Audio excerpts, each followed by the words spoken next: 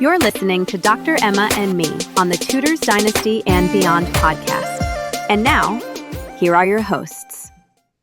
Hello and welcome back to Tudors Dynasty and Beyond. And it's Thursday, so that means it's another episode with my historical bestie, Dr. Emma. Hi, Emma. Hello. I love Thursdays. Used to be my favorite day when I was in college.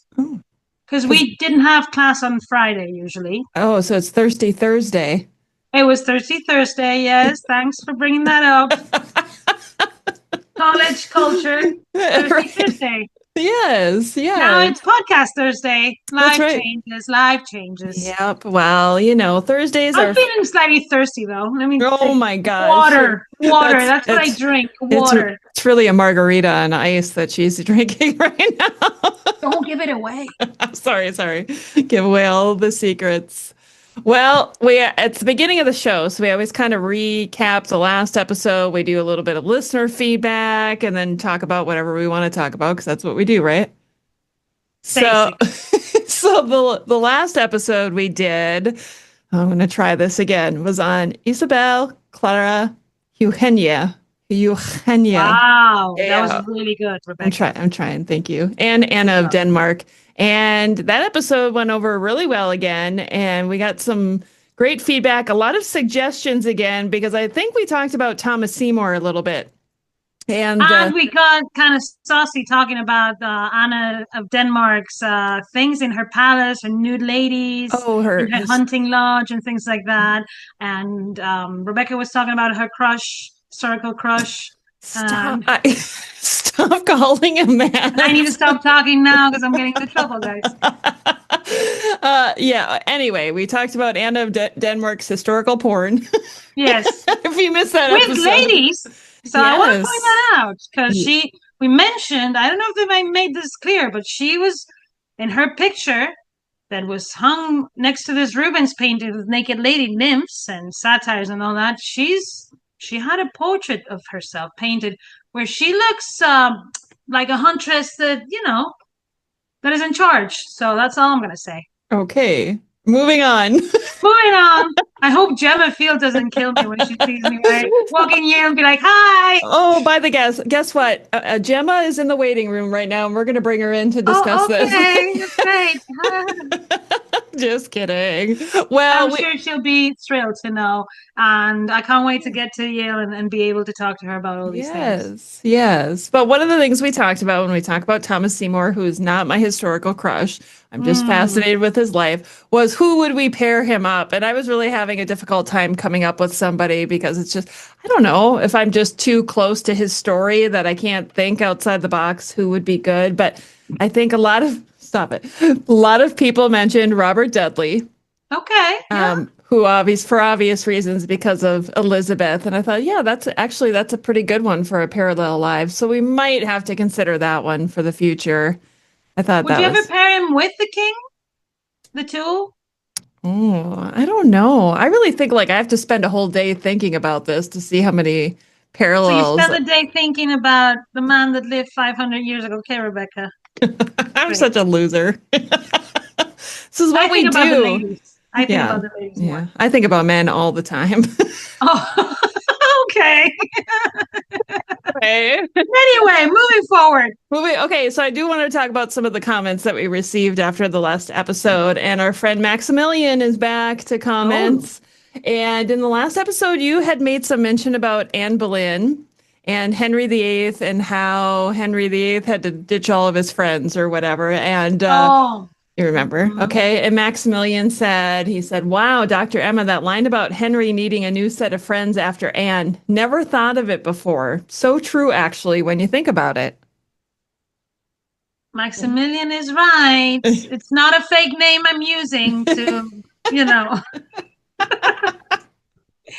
to give myself some credit. But what I was trying to convey with that is toxic relationships make everyone involved toxic in the end, right? Even the victims sometimes, because it's the way it is, right? And I think I've talked about this before, and we talked about this before, because Anne Boleyn wasn't raised to be a queen, wasn't raised in that world, she sometimes couldn't handle the pressure. and that went in her detriment. Remember, we also talk about how important court etiquette really is. So the slightest breach, the slightest comment, the slightest, especially for a woman, of that station, a queen, it's just not acceptable. And I think Maximilian is right that we do need to think in those terms too, because she wasn't doing any favor to Henry by having a fight with Fun Guy, for example, or by saying that Mary should do this, or Mary should do that, or Mary should hold my train, or she should serve my.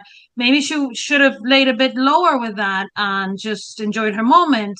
But Henry didn't allow her to do that because he was pressing and pressing and pressing, and everybody was pressing her. So, but I do think we need to think more in those terms too. Not that I'm defending Henry, the tool.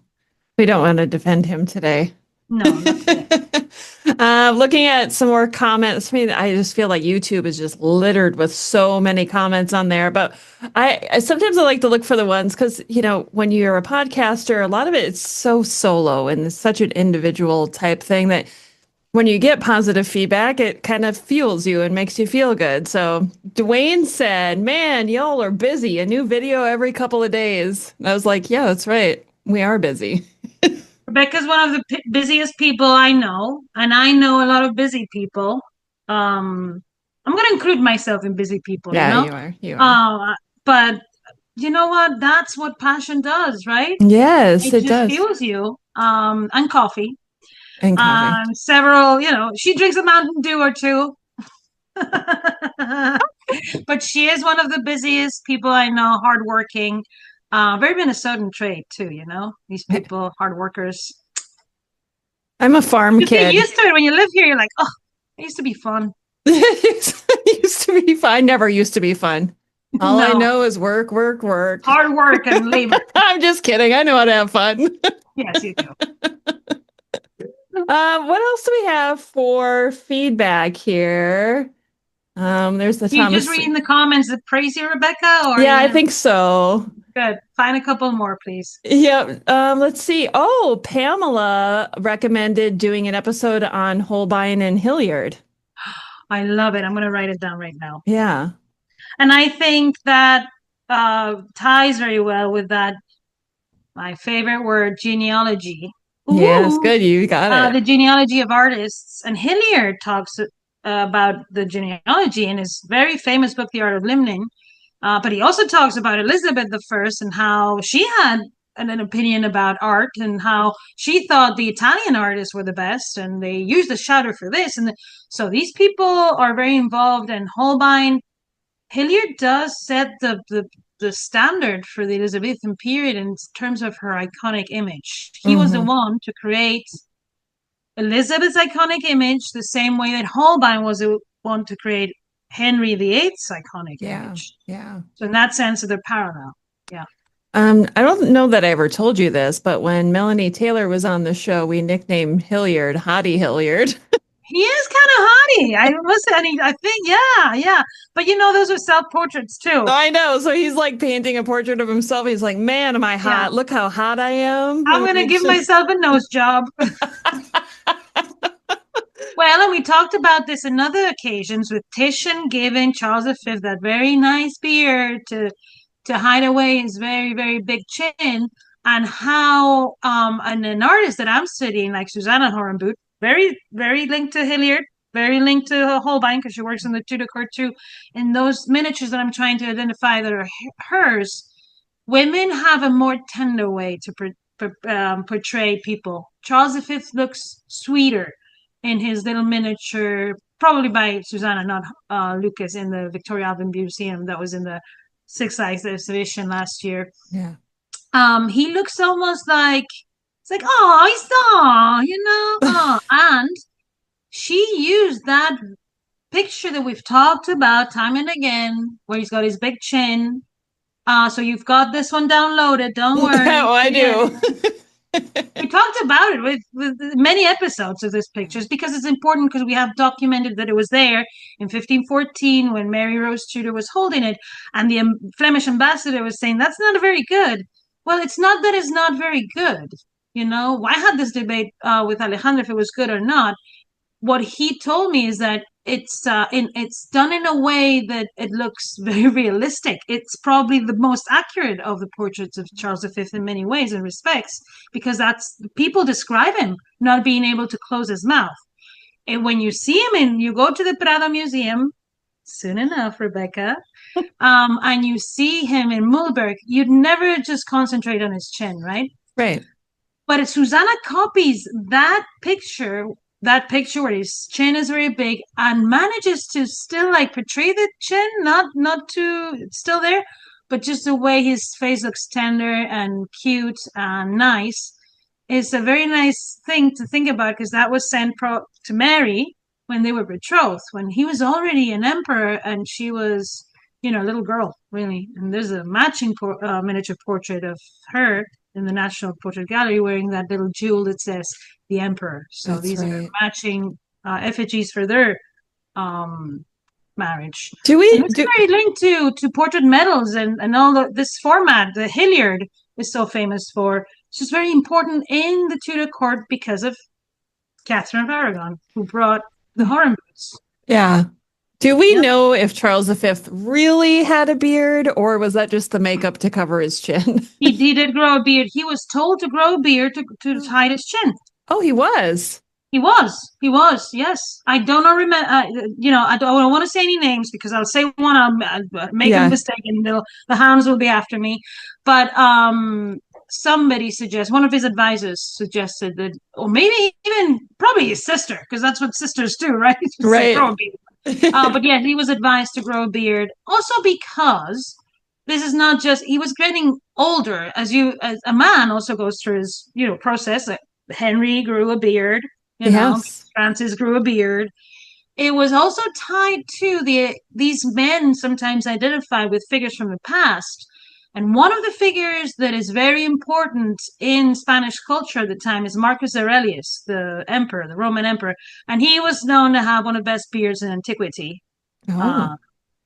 Now you're interested, right? I was like, now we're going to have to Google and look at it, because I like Aurelius. I like it already, guys.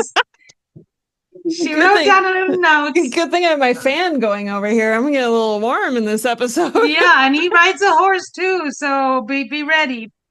And we've talked about this. Marcus Aurelius, he was a hottie, from antiquity, but also he was the father of Stoicism, which is something very prominent in the humanist culture in Spain, with Catherine of Aragon, Juan Luis Vives, Charles V. So Charles V is identified with Hercules, remember Hercules, the statue of Hercules for Henry? I do. So these men, parallel lives is alive. In the 60s, these men, when they portray themselves as Hercules, as this, as Mars, as whatever, what they're saying is, I have the same virtues. So Charles V ends up, instead of looking like a younger king, ends up looking like Marcus Aurelius, because that Mühlberg portrait is a portrait on a horse. Yes. Very impressive portrait. It is quite a portrait. It is. It's incredible. And every time you see it, it's like it's supposed to be dawn, but it looks like a dream. You know what I mean? Yeah. And also in the Central Gallery in the Prado, they have brought the statues, because one of the most important things we have to remember about the Prado Museum is it's not only paintings they have portrait medals, they have sculptures, they have all types of artworks. So there's artworks, very good artworks of the Habsburgs done in sculpture of Mary of Hungary that we've talked about, of Charles. I'm talking about the Prado again. I've never heard of that place. Where is that? No, where is that? In the coolest country in the world, Spain. Yes. Well, one of the coolest. We don't, let's not do absolutes, because it's not a competition. Because if it was a competition, guys, I'm sorry, Spain would win, Emma says. I mean, the food competition, we've won it a long time ago. The museum competition, we've got the Prado. Of course, we win it. Yeah. There's other things, but you guys know how to make burgers. That's great. I love burgers. I went for a burger last night that was very good. That's right, you did. I love burgers too. Me too. It's such an American thing, isn't it? And not just because burgers, right? I love other things. Corn. You've never tasted corn until you come to America. Really? Yeah. Interesting. I've never heard that Corn on before. the cob. right? Yeah, Yes. yeah. So Summer. cheap too. I'm always surprised. It's like, take all this corn for $1. Okay. Right. And it's like such a staple of our summer eats, right? You Yeah. go out, you grill, and you have burgers and brats and corn on the Yeah. cob and baked Yeah. beans and Yep. yeah, all the Yeah. good stuff. All the good stuff. Throw Well, some now bacon in I'm there. so hungry now. We have to stop talking about food. Let's Well, not just American food, also Mexican food. Corn Mm. is just very American, you know? It is. Yeah. Yeah. Well, we need to talk about today's episode because I'm really I'm excited. not going to talk about America. No need. No need. Let's talk about the past. That's where Yes, we let's like talk to about live. Because I like today's episode, and Emma actually picked this one, and I was so excited when she picked these two women because I love medieval stuff and I love women in history. And today we're going to be talking about Margaret of York and Mary of Burgundy. Okay, can we let that sit just for a second because those are two pretty amazing women that I feel like we haven't really talked about much. No, we haven't. And I keep thinking, why haven't we talked?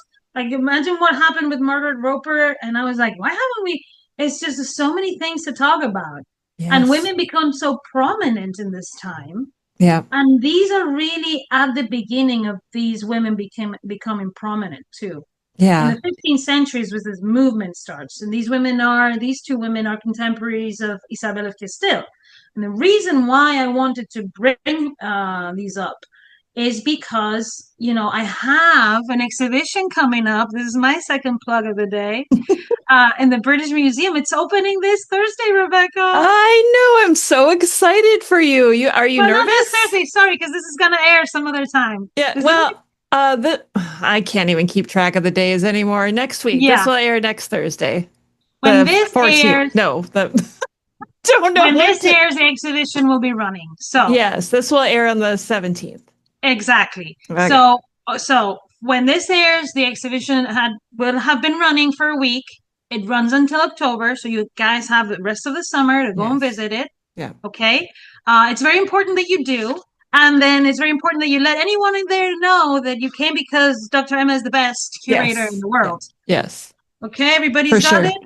Write it down. Make sure you don't forget that. But I'm going to tell you guys where it's going to be. It's going to be in the Money Gallery in the British Museum in room 68.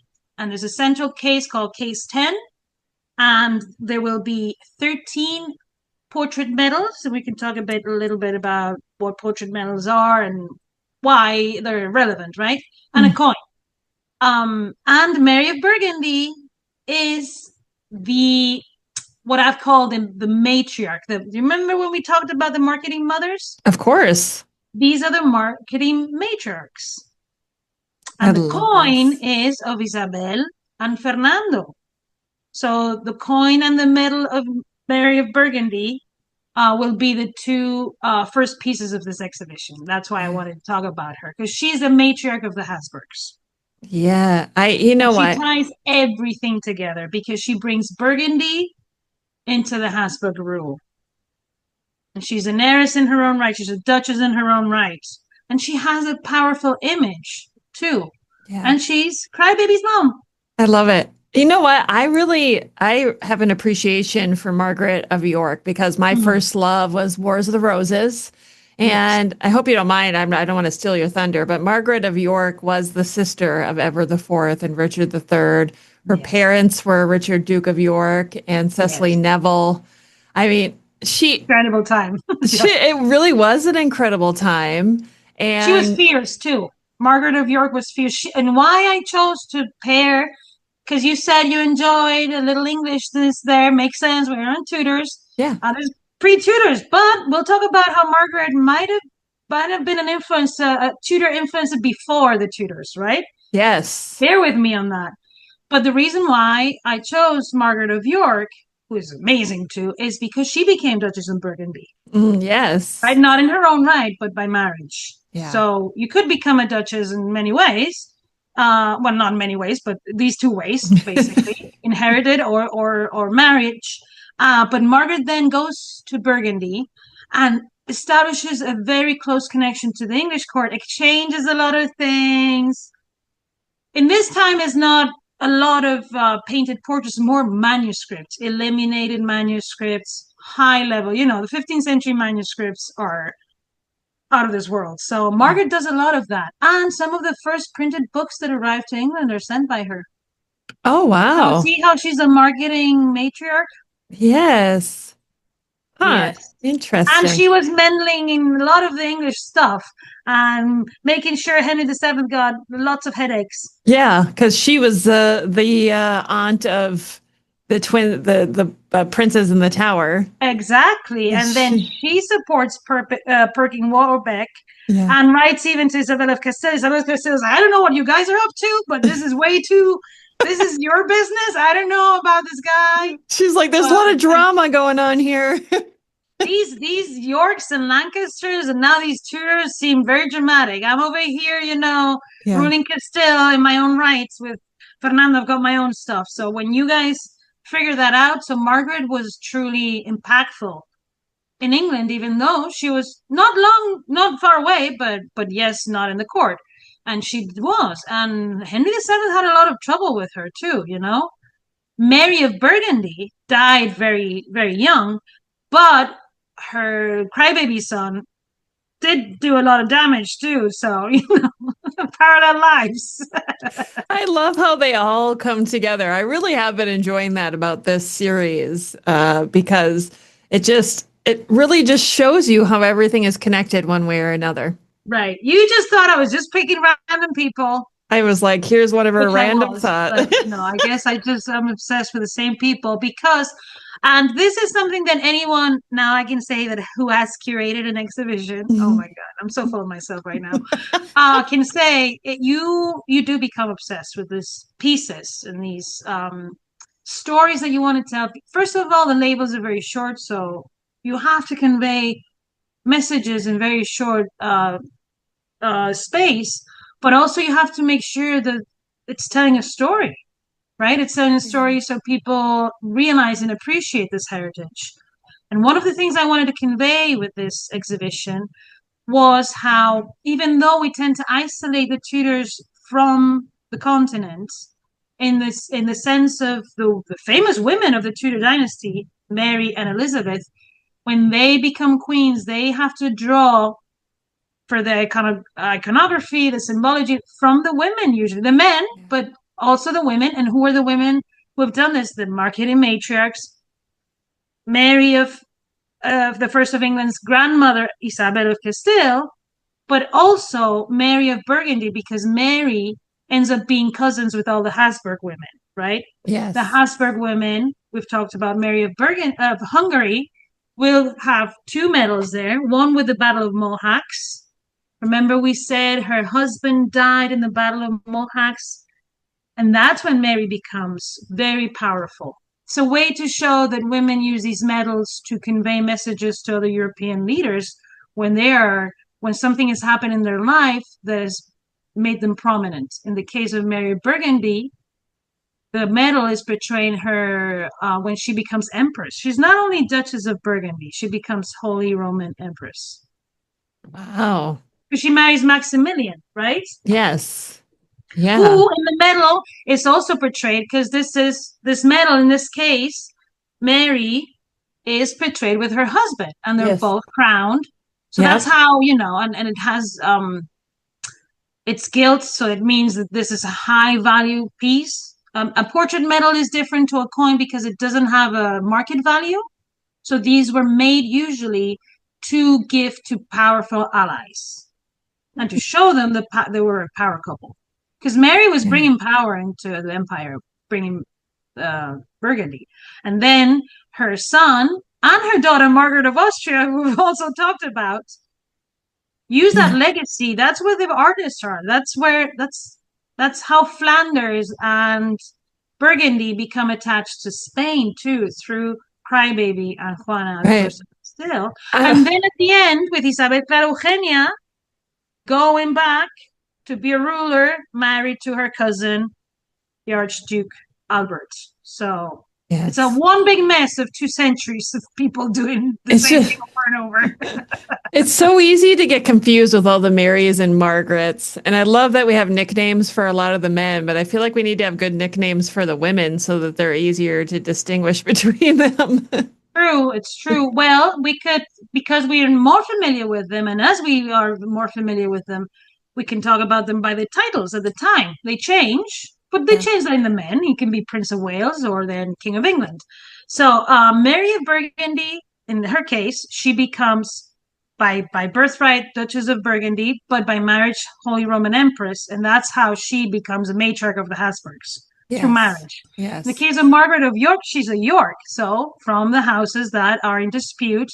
Um, and that's why she has a confrontational situation with Henry VII, because he's a Lancaster. Well, he's somewhat of a Lancaster. Yeah, Come on. yeah. He's on the fringes of Lancaster. I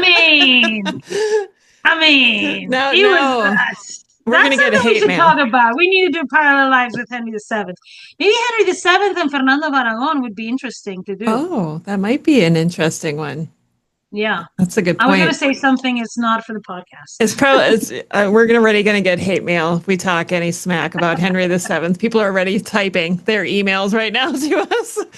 Or maybe another good one would be Maximilian and Henry VIII, because Maximilian, and we've talked about this, is a very good book by Larry Silver. Maximilian is the marketing guru too. Let's not forget that the men are too. And Henry appropriates really Holbein and all that revolution that really Catherine enables, and also becomes a marketing guru because he markets himself very well, right? Because he becomes an icon. So Maximilian, what I'm saying is Henry VIII knew about Maximilian and Mary and admired all this background. So even his own daughter Mary had more prestige than him because she descended from Isabel of Castile and had Habsburg cousins that descended from these guys. So I think that also was a problem for Henry, in case of with Mary. In the case of Elizabeth of York, I think her confrontation with Henry VII is because it's the same thing. You're not really legitimate. And I think that was a problem for the Tudor men. Well, one of the things that really fascinated me about these two women that you paired up for today's episode is that Margaret of York was actually the stepmother of Mary of Burgundy. Yes, and also the amount of parallels that I found researching these two women in terms of their character, the way they carried themselves, and their image they portrayed are huge. And they were aimed for the blame. So in this exhibition in the British Museum, you will be able to see this gilt medal of Mary, but they have many others. She has very revealing clothes, by the way. That's not the one I chose for the exhibition. In hindsight, maybe I should have. It would have brought more people. But what I'm saying is that's the amazing thing that they have in that collection. They have portrait medals of all these women, but also Margaret of York, and she has a very amazing attire. She's full of jewels. She has very cool medals. You can see her hair. She did styles in her hair. So these women are very, very fashionable. I think the late Gothic style is one of my favorites in fashion. It's so over the top and so full of bling and all types of gems in this. And who has the coolest coronet in the history of England? Right. Everybody will recognize this because this image has been floated around social media over the years. I mean, look at that. Could you imagine? First of all, that thing must have been heavy. If you're not watching, you really need to watch these episodes because Emma's trying to wear it, but it's on a book. It's a coronet of Margaret of York that I'm trying to wear, but it's really one of the best. Look at this catalog, guys. This is my obsession. Okay? You've used it a few times, I think. Oh, yes. You look at bearded men, I look at jewels and architecture. And this catalog is from the V&A. So it featured Victoria Albert Museum in London, and it features this coronet. I can't even tell you guys how. I mean, we will share a picture to the amount of gems. And it is really one of an iconic style for a crown, of medieval crown, right? Yeah. It's just and like I said, what is interesting, I think, about Mary of Burgundy and Margaret of York, they're both in the cusp of the modern world because Margaret of York has this coronet that looks very medieval. but then, like I said, has some of the first printed books sent to England. She's in a place where printers are starting, and she's creating an image for herself that is very modern, as we call modern, because of this expansion of the printing press and the Renaissance. And she is in Burgundy, where all these artists, illuminators that we talked about many other times, just art is very, very good. Culture is very advanced there. So she sends a lot of these things to England. That's where I want to, put a point that these women are cultural ambassadors, and the innovation of art and culture, they're in the forefront. Yeah. And Margaret of York is a very good example of that. And something to keep in mind too, obviously the Renaissance started in Europe before it came to England. So these women both would have experienced some of the changes from the Renaissance, right? Yes. So one could argue that England is in Europe, but here we go. That's kind of the point of the exhibition a bit too, in a way, I'm afraid. And with saying this, yes, the Renaissance starts in, let's just briefly summarize, because I think this is very important. The Renaissance starts in Italy, and it starts to expand in many places. And one of the first places it starts to expand is in the Iberian Peninsula. So not just Spain, but Portugal too, right? Yeah. But also in Burgundy, in this place, in Flanders, we've talked about it, the Renaissance. It's another center of artistic production. This is very close to England, much closer than Italy is. So a lot of the Renaissance is spread via Flanders through, at the beginning of the printing press, things like prints. Jura is very important in the spread of the Renaissance in the north of Europe. So, for example, when we were talking to Alejandro, he is a curator of the Flemish department and the northern schools at the Prado Museum, because what that means is there's a whole school in the north of Europe that is interpreting that Renaissance. But we have to realize something. The patrons are also very important. And in the case of Catherine of Aragon, her Flemish style comes from the Spanish court. So it's very complex. For the longest time, it was very linear. Okay, so the Renaissance started in Italy, and then it came to England, so it just came from Italy. No, right. It goes through many places, many avenues, many historical agents contribute to the spread. But then there's times with, like, for example, during the reign of Henry VIII and Catherine of Aragon, especially at the beginning, that there's a boom. There's a boom because, first of all, they inherit a lot of money.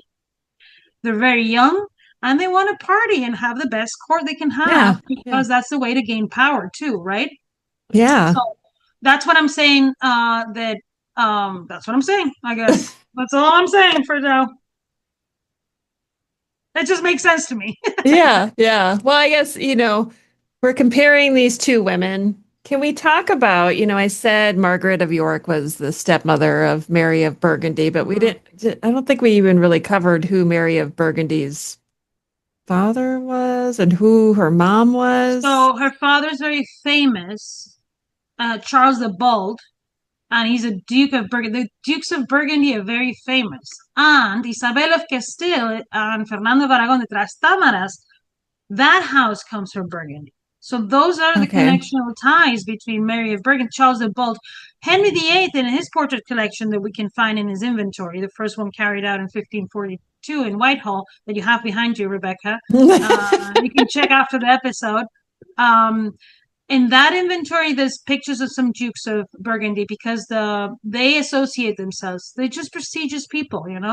We have to think that the majority, even though the Renaissance was flourishing in Italy, the majority of Italy were republics, were different ball game there.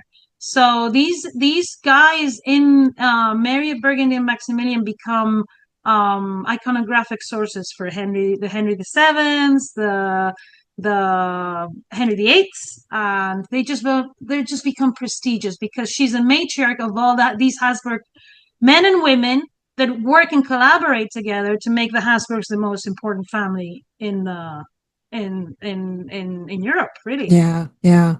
Mary is at the core of that because she comes from a lineage of very important dukes, very crucial territory, and then she marries who becomes the emperor. In some of his medals, Maximilian reminds me a lot of Jura because he's wearing his hair down, which is not, the typical image we have of a man in this period. We see more the Henry VIII with the bowl cut or shorter hair. But Maximilian had a thing he was a kind of a show off. Okay. And Maximilian had Jura work a lot for him. So this is how important this family really is. Mary, yeah. So you mentioned that Mary of Burgundy's brother was Crybaby. Mary of Burgundy's son. See, I get so confused already. But she was the mother of Crybaby. That's right. She was the mother of Crybaby. And that's why he's Duke of Burgundy. Oh, right. Right. Not because of his father. Oh. Okay, so that's why he's not as much as Juana. He's Archduke of Austria and that, but he's not as much as Juana. So that's why he gets so greedy when he becomes King of Castile by marriage. What Philip would become later with Mary. It's king by marriage. It's not exactly a king. Yeah. Even though Gonzalo Velasco Berenguer, who's a scholar in England, would argue otherwise because he wrote a book. But I don't think he was a king because Philip had to leave when Mary died and Crybaby died in Burgos because Fernando poisoned him, right? That's right. So imagine that's Mary of Burgundy's son. And her daughter is Margaret of Austria. Marketing mother number one, who is raised by Maximilian because Maximilian lives on and raises Margaret of Austria and Mary of Hungary. The famous Mary of Hungary, sister of Charles V, who has the same chin, who has the nude men in her palace. So Mary of Hungary, like nude men, Anna of Denmark prefer the nude ladies. Mm. But they all had some sort of historic porn in their palaces. I love that you're starting to call it that too. You started calling that the other day. Come on, don't blame it on me now. Let's make this a thing, right? She just puts ideas in my head, and then I'm the one to just blabber everything. Yeah, and then I'll just give you the credit and say you started it. Right. It was her idea. It was. I'm a decent person. It was Dr. Emma. I'm so sweet. I would never say anything like that. I would never say anything like that. Right.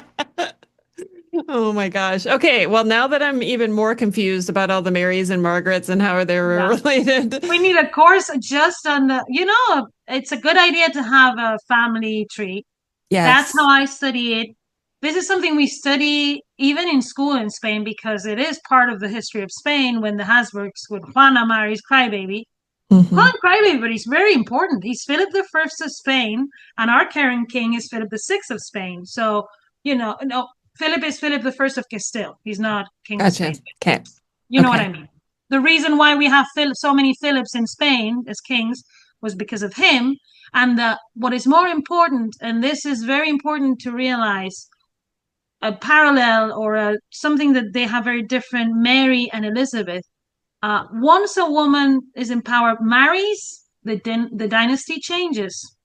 Yeah, that's true. So the Trastámaras ended in Spain and the Habsburgs started. And that's why Spain in the modern era has that connection to Flanders and Burgundy and the Empire and England too, because Isabel had 4 daughters and 1 son. Yeah. They're all connected. It's very complex. If you struggle with this, get a family tree, and once you start, and if you make a mistake, that's fine. It is a lot of them are called Mary of Austria and Margaret of Austria. Yes. Yeah. And as somebody who has done genealogy in the past, I feel like I need to draw a family tree. And then I have to really stop and think about it as I'm doing it to make sure that I have the right people, because that's the most important thing when you're doing genealogy. In the exhibition, there'll be a medal of Empress Isabel of Portugal, who was, do you remember? We did an... Oh, Lord. She was the one who married Charles V. Oh. He left Mary Tudor to marry Empress Isabel. So he left... That's right. I'm picturing her. She has that posthumous portrait. She was painted by Titian in a very famous portrait, sitting very similar to the Mary. Why? Why, do you think? Because Charles was going to marry both of them. And Philip ends up marrying. When the inventory of the Alcázar, which was like the Buckingham Palace of the 16th century in Spain, 17th century. Okay, it burned down, so it's not there. You can't visit it. Sorry, but when that was up in 1636, and all the pictures were up, the four spouses of Philip II, including the picture of Mary the First, that is in Alejandro's collection in the Prado Museum, were hung together with a picture of Philip. Oh, were they all similar then? Yes. Oh, interesting. Okay. And a later inventory even says they're all the same size, some of them. And one of the only portraits that's identified by its artist is the one of Mary, because it's already a very prestigious painting. It's identified by Antonis More. But there's also paintings of his other three wives.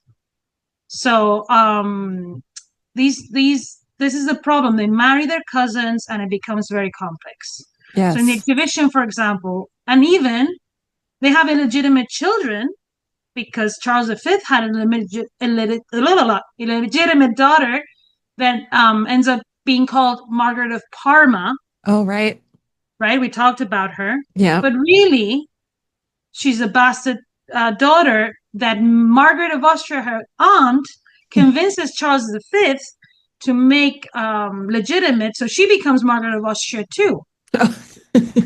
The wife of Philip III of Spain is Margaret of Austria too. This is very complex, guys. Yes, it is. This is why you need to go to the British Museum, to the exhibition where it's all explained. That's right. And just remind everybody how long the exhibition's running too. It's running until October, guys. You have time. You have time. I think that's I'm great. sure we'll talk a lot about it in the coming episodes too. I made an effort. I know a lot of people won't be able to go. So I wanted to make a point with these episodes to bring everybody to the exhibition, to think about how Mary the First and Elizabeth the First are not as isolated as we think when it comes to female power in Europe. Yeah. And England is not that isolated from Europe because it's part of it. You know what? I also want to tell people too that while you are in London, that you're going to be making some content for us here at Tutors Wait, what? Oh, I didn't tell you that? No, but I want to make sure that if you're listening to this or if you're watching this, a lot of this content is going to go up on YouTube. So make sure you go to the YouTube channel and you subscribe, because then you'll be able to see the full content. I don't know that it'll necessarily be enough to make into an episode, but we'll just kind of see what happens. It'll go on YouTube regardless. And you know what? I love that because it's going to be raw, because it's going to be, I haven't seen, I went there, I needed to stop here and thank everyone at the British Museum. It's been incredible. Tom Hockenhull, who is the keeper of medals and coins, has been wonderful. Julie Carr, Eleanor Gay from the team of interpretation. All these guys have helped me. I was very honest coming into this. I told them this was my first time, and they've just made it so easy for me. And they're such good professionals. I didn't think it was going to look this cool. And now that but I haven't seen it physically yet. It's only in my brain. Yeah. If I need to cry a little bit before doing the content, maybe, because I'm very, very excited for this. I'm so excited for you, and I'm so proud of you. I know I've said it before, but I'm just so proud of you. This is so deserved. Like, you work so hard that this is. Well, thank you. I hope this is the first one of many. So any people who need a curator out there, send Emma an email or send it to Dr. Emma and me at gmail.com and we'll connect you. Please. Please. No, it's very exciting. It opens a new door for me, especially when you do something that requires a great effort, but it's so rewarding and it makes you feel proud of yourself. That's when you know you're doing something that's good for you and is good for others, because you are going to give the best version of yourself in that. So I'm excited for everyone to see. The Anne Boleyn medal is in the exhibition, exhibited with one of Henry VIII could be the first time. We're debating that. But anyway, it's so cool because it hasn't been exhibited together in a long time. And also the connections between the representations sometimes, like with that reverse that we have in one of the medals where there's a phoenix, and it's in one of the medals of Elizabeth I, an impossible connection to her mom. So the side of the Tudors is going to be very exciting, very exciting. So exciting! I just sneezed. Yeah. And I've been thinking a lot about, now that we have a pair to the Anne Boleyn medal, and I want everyone to remember it was Dr. Emma who curated that first exhibition that were paired, because then other people will claim, this and that. It opens in very important avenues of research, because now we have an image that possibly pairs of the king, and that will tell us a lot of information. Because I have already found probably the artist who designed the one of Henry, and if they were made at the same time, what does that mean? They're made together. Who designed the one of Anne Boleyn? Wow. Maybe I'll share that this week when I'm there. Oh, so you definitely have to subscribe to the YouTube channel. Sorry, guys. If you haven't subscribed yet, I'll include a link to the channel in the show notes too, to make it extra easy for you to go over there, hit subscribe.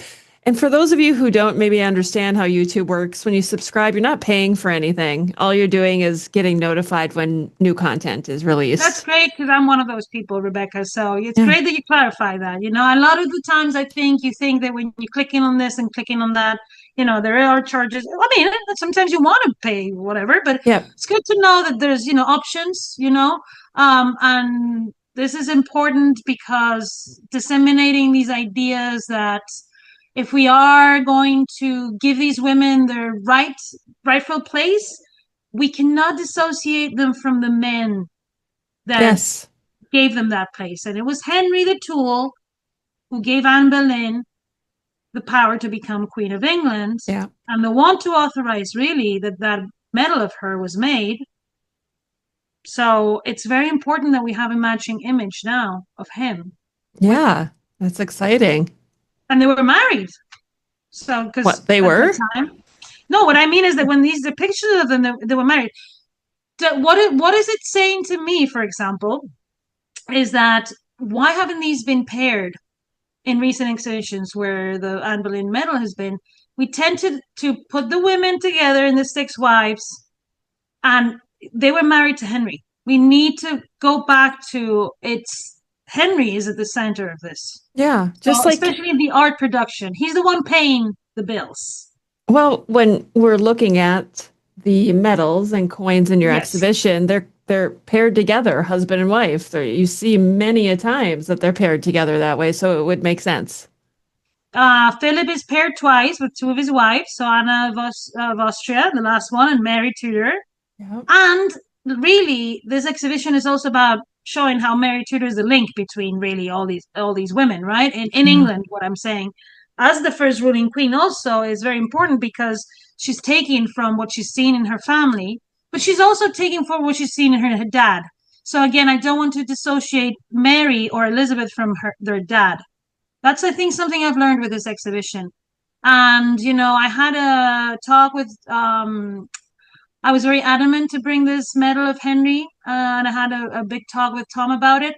And, he's been so great about everything I've and really encouraged me to think outside the box in these things. And I'm very happy that he was gracious enough to say, yes, I think the medal, and it does look good, right? Because they are matching, and and then you see their daughters. What is cool about the in the case of Mary and Elizabeth, I think, or the one of Margaret of Parma, is also the reverses of these medals need to be studied in full, because they have messages, symbology. And I encourage everyone who loves these things, I know there's a lot of our listeners who are very adamant and try to, if you want to help Dr. Emma and find all the little things in the reverse of these images, or any details that you think is important and someone might have not seen, these are important, because the backs of the medals many times had allegories or personifications. So figures that represent the virtues of these women. Some of them are yielding like a sword, or like they're representing themselves as powerful rulers, regardless of their gender. So this is something I think you'll enjoy from the exhibition too. How exciting. Well, I want to end this episode on something that you don't even know that I did. So this is going to be a surprise for you. So I talk all the time Okay. I talk all the time about Patreon and how you can become a free member on Patreon and you can go to our community chat and chat with other lovers. Well, last night I posted on there and asked people if they had any questions for me or for you and what they would be. And I don't think you saw these, did you? No. Yeah, I know. So I want to ask I was you. packing my bags, I guys. know she's so ready for her trip, and I'm like, give me some questions. Our friend Kimberly, who is one that likes to look at the I'm sure Kimberly details. will find lots of things about the portrait medals. Yes, she And will. we But appreciate her help, her input. She's very insightful. yes, she very much is. But she wants to know, and I'm going to put you on the spot. What is a mystery from art history that you would love to solve or have solved? Putting Emma on the spot. Okay, I have to say, it came to my mind one thing and one thing only. What? I would like I don't know how we could prove this, but yeah, Catherine and Arthur didn't do it. That's what I would like to like. It's not a mystery, guys. It seems like a mystery, but it wasn't. Or one related to the exhibition. Yeah, I mean, she Uh, specifically said art history. art history. Okay, who smashed the Anne Boleyn medal in the British Museum? That's what you want solved, or have you solved it? No, I want solved. All right. I think that's a good one. I think Tom, who has been the keeper of medals for a long time, has ideas. Nobody knows the medals in the British Museum like he does. So he would be someone we could ask. Yeah. Ooh, there's the content that we're looking for while you're there. I love this. Putting Tom on the spot. Yes. Poor Tom. Now that the exhibition's going to open, I'm going to put him on the spot. Tom, do you want to come to the podcast and talk about your medals? Yeah, guess what? You're going to have to. We already said you were. I would like to know more about. I mean, we had a conversation about it, but he knows so much, not just about that medal, all the medals. So there's a lot of Tudor medals in that Yeah, it's collection. going to I be can imagine. exciting. And then But before that we, one, I would want to know who was it? Who struck it? Because right. it wasn't an Anne Boleyn fan, I'm sure. What? It is interesting for sure. Yeah. I also want to tease our next Dr. Emma and me because I think it's going to be a fun episode and it's on topic with the Anne Boleyn medal Yes, because our totally. our next episode is going to be with Carol Levin, and we're going to be comparing Mary the First and Elizabeth the First. And you guys, we've already recorded this episode, Yeah. and I'm just going to tell you it was so much fun to Yeah, chat with I want to Carol. remind everyone, Carol has her amazing book. If you want to get ready for it, The Yeah. Heart and Stomach of a King, which is allegedly a very famous quote by Elizabeth. Yes. Elizabeth I and the Politics of Sex and Power. And I can't even tell you how delighted. I mean, I told you I was going to bring the best guests. She wasn't lying, you guys. I was skeptical. I wasn't so sure she knew anybody. So I'm just kidding. I'm gonna miss you while you're gone. I know we'll still chat, but it's not gonna be the same. We won't be chatting as much. I'm going to miss you too. But I think that I will miss you a little bit less, maybe because I'm going somewhere else. No, I miss you tons. Yeah. But we're still going to do Dr. Emma and me. You'll Yes. just see me in a different setting, in my summer setting in Santander, where I go every year, my hometown in the north of Spain. This is my Santander plug now. And there's connections even to Santander to these women. Margaret of Austria, who? Which one?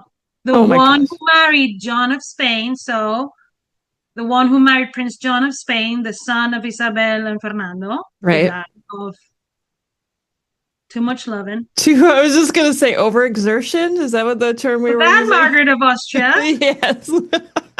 One of the marketing mothers. one of the marketing mothers, yes. When she arrived to Spain, she arrived through the port of Santander.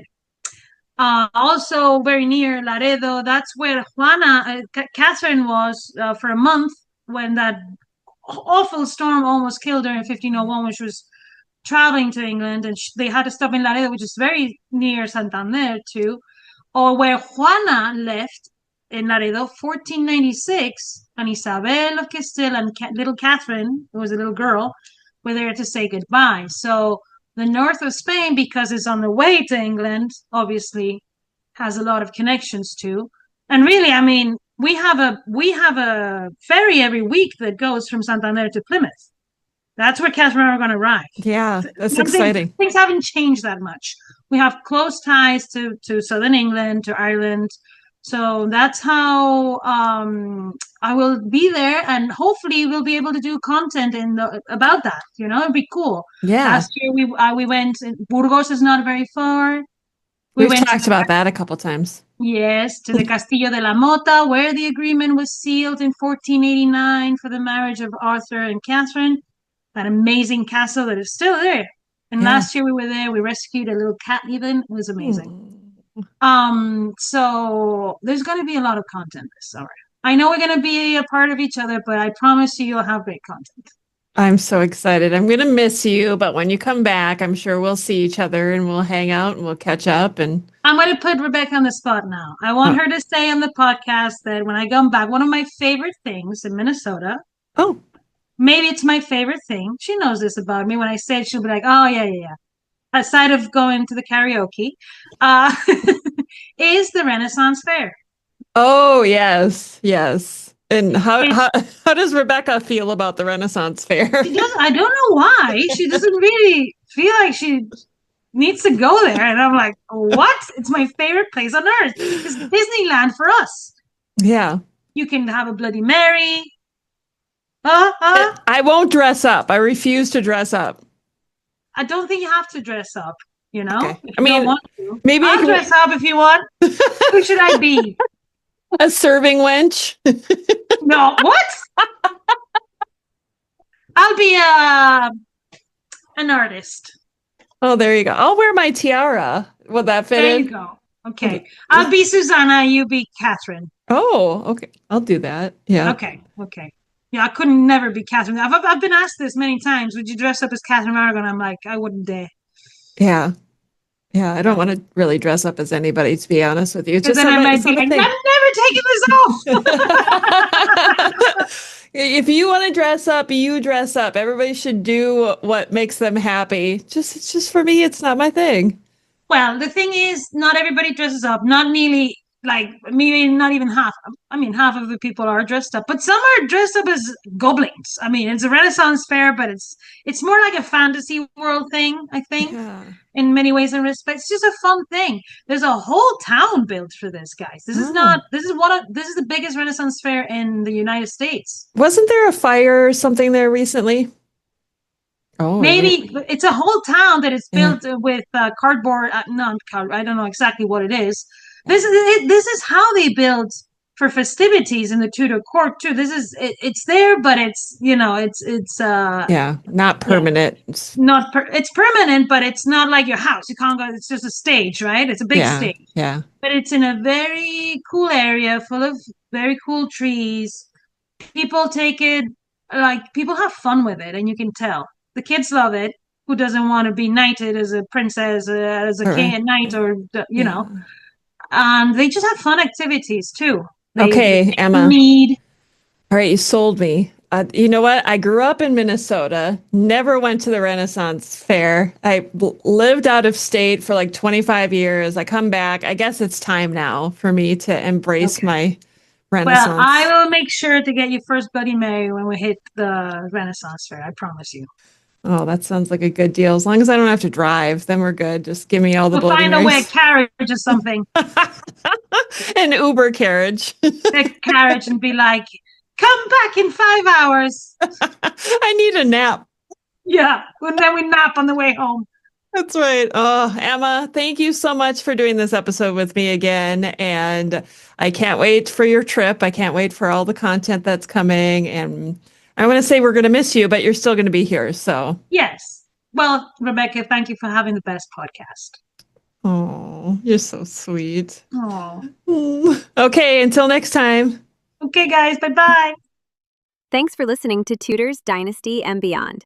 If you enjoyed the episode, please take a moment to follow or subscribe wherever you're listening so you never miss a new release. And if you loved it, leave a quick review. It helps more history lovers find the show. Want to support the podcast and get bonus content? Head to patreon.com/tutorsdynasty. You can also find the link in the show notes of this episode. Join the conversation with Rebecca on social media at Tutors Dynasty. Until next time.